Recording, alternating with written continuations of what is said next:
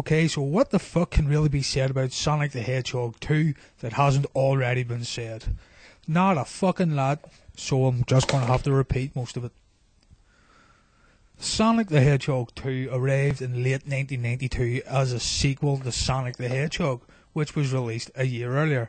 To this day, I still read comments online from people who believe that this is the fucking greatest Sonic game to ever be released.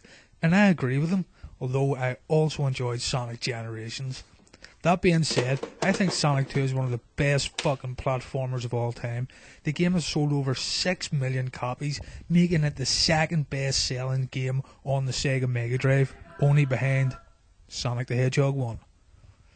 The story follows Sonic the Hedgehog and his partner Tails on their mission to stop the evil Dr. Robotnik from stealing the Chaos Emeralds to power the Death Egg. Sonic and Tails must defeat Robotnik's big fucking army and free their friends. Robotnik is the boss of every level in some shape or form. You would think that Sonic would just shoot the motherfucker first time round and put an end to all this fucking shit. So what's the difference this time round? Well, you now have a sidekick that follows you around on the screen. Tails is a two-tailed fox who struggles to keep up with the speed of Sonic. Many people thought his inclusion was pointless and annoying, and that he was just a little fucking cunt right there to get in your way, but I don't really mind him. Tails can be controlled by putting a second controller into the Megadrive during a one-player game, though this is pretty pointless, as the camera follows Sonic in the one-player games. If you go to the options screen, you can also select Tails as the main player instead of Sonic.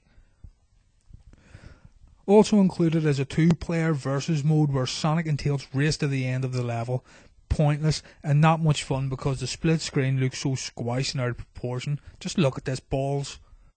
One of the first things you notice is the speed has been amped up from Sonic the Hedgehog 1. Have a look. It's so fast the camera can't even keep up with it. Good shit, good shit. The game also looks a lot more polished than Sonic 1. Sonic has a new sprite and the colours are generally more vibrant. The bonus stages have been upgraded to this new 3D perspective sprint where you gotta collect a certain amount of rings to advance. Once you collect the rings, you will be rewarded with a Chaos Emerald, yeah. Collect 7 Chaos Emeralds and you can transform into Super Sonic.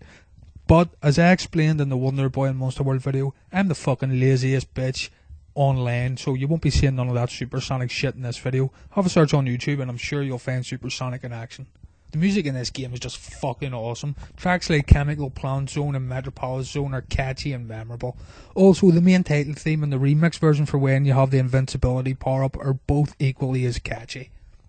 Level design is good too. There are multiple ways to get to the finish line, but not as much as there was in Sonic 3 or Sonic CD.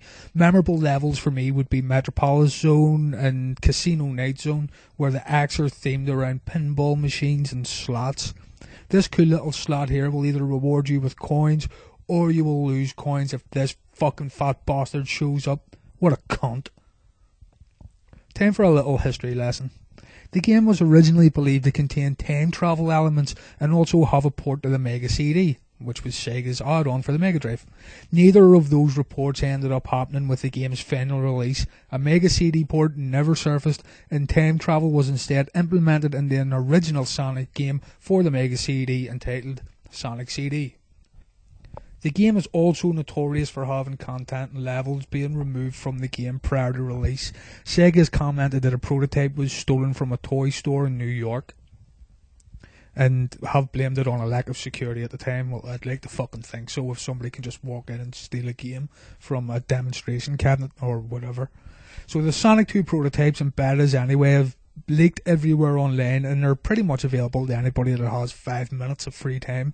Videos are posted all over YouTube of the betas, which include an actual level named Hidden Palace and some unfinished levels as well. It's quite interesting to see the game in its pre-release state. People have also carried out their own comparisons and noticed differences in sprites and shit, so it's good stuff. The fucking release of Sonic 2 was one of the main reasons that Sega caught up to Nintendo in the console wars, as they're known. It brought their market share up 50% within 6 months of its release. Sonic 2 is an absolute classic and is available on today's generation of consoles via online stores such as PSN, Virtual Console and Xbox Live Marketplace. And it's also available on Apple's iPods, iPhones, and iPod and all that shit. So go do yourself a fucking big favour. Play Sonic the Hedgehog.